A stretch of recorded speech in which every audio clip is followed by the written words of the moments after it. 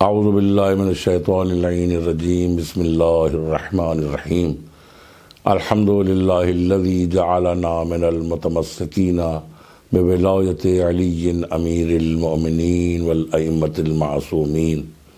ظاہر ہے کہ آج انتہائی خوشی کا روز ہے اور آج ہم سب کے امام، پہلے امام حضرت علی علیہ السلام کی ولادت باسعادت ہے۔ آپ اس دنیا میں تشریف لائے، وہ بھی اللہ کے گھر میں، بیت اللہ میں، خانہ کعبہ میں۔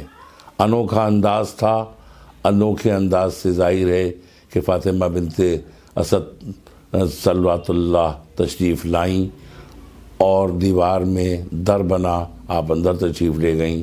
3 دن کے بعد آپ باہر تشریف لائیں اور پھر دیوار میں در بنا اور اس کے بعد پھر دیوار ہو گئی۔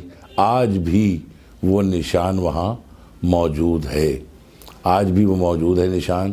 اور ٹھیک 13 رجب کو خاص طور سے اس نشان میں ایک خاص چمک پیدا ہو جاتی ہے جو زندہ معجزہ ہے۔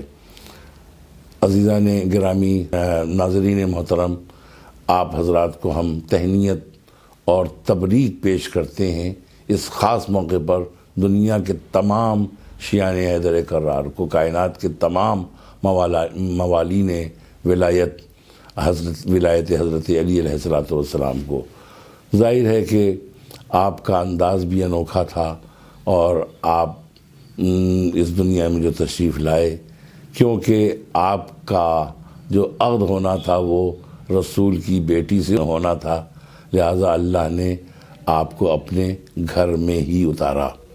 اور اس کے بعد آپ کی جس زمانے میں آپ پیدا ہوئے، جو زمانہ تھا وہ عام الفیل کا زمانہ تھا۔ 13 رجب سن 30 عام الفیل، یعنی رسول خدا کے پورے 30 برس کے بعد آپ اس دنیا میں آئے، اور آپ جب 10 برس کے ہو گئے تھے تب سلسلہ بعثت شروع ہوا تھا۔ حضرت علی علیہ السلام کا جو نام رکھا گیا تو کہتے ہیں کہ جناب ابو طالب علیہ السلام نے جو نام رکھا وہ زید رکھا، اور بی بی فاطمہ بنت اسد نے جو نام رکھا وہ آپ نے 2 نام رکھے، ایک اسد بھی نام رکھا اور ایک آپ نے نام حیدر رکھا، جس کی مثالیں بھی موجود ہیں۔ خیبر میں آپ نے اپنے کو کہا کہ میری ماں نے میرا نام حیدر رکھا ہے۔ اور اس کے علاوہ حضرت رسول خدا صلی اللہ علیہ وآلہ وسلم نے آپ کا نام علی رکھا۔ تو جناب فاطمہ بنت اسد نے فوراً یہ بات کہی کہ ہاتف غیبی سے خانہ کعبہ کے اندر میں نے اس آواز کو سنا کہ اس نو مولود کا نام علی ہے۔ تو ظاہر ہے کہ نو مولود بھی کیسا ہے، یعنی حضرت ابو طالب علیہ السلام کا بیٹا، فاطمہ بنت اسد کا بیٹا، پیغمبر اکرم کا بھائی، اور زوجہ بطول ہونے والا، یعنی جناب فاطمہ زہرا صلوات اللہ علیہا کے شوہر بھی ہونے والے ہیں، ایک حسنین کے والد، بی بی زینب ام کلثوم کے والد ہونے والے ہیں۔ عظیم مراتب ہیں، اور آپ ہی کی وجہ سے آج جو دین باقی ہے، اسلام باقی ہے، قرآن باقی ہے، وہ آپ ہی کی وجہ سے ہے۔ اگر آپ کی قربانیاں نہ ہوتی تو الوہیت بھی مٹ جاتی، رسالت کا کوئی نام لینے والا نہ ہوتا، اسلام کو کوئی پوچھنے والا نہ ہوتا۔ یہ آپ کی وجہ سے آج دین بھی بچا ہے، اسلام بھی بچا ہے۔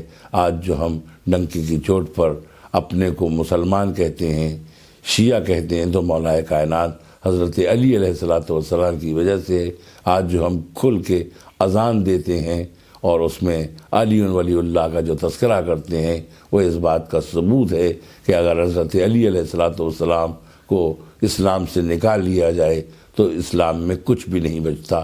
مولا کائنات کا احسان ہے کہ آج اسلام پنپ رہا ہے، اور انشاءاللہ اس وقت کا ہم کو سب کو انتظار ہے، شیعان حیدر کرار کو، جب پرچم اسلام دنیا میں لہرائے گا اور ہماری سرپرستی امام زمانہ علیہ السلام کریں گے۔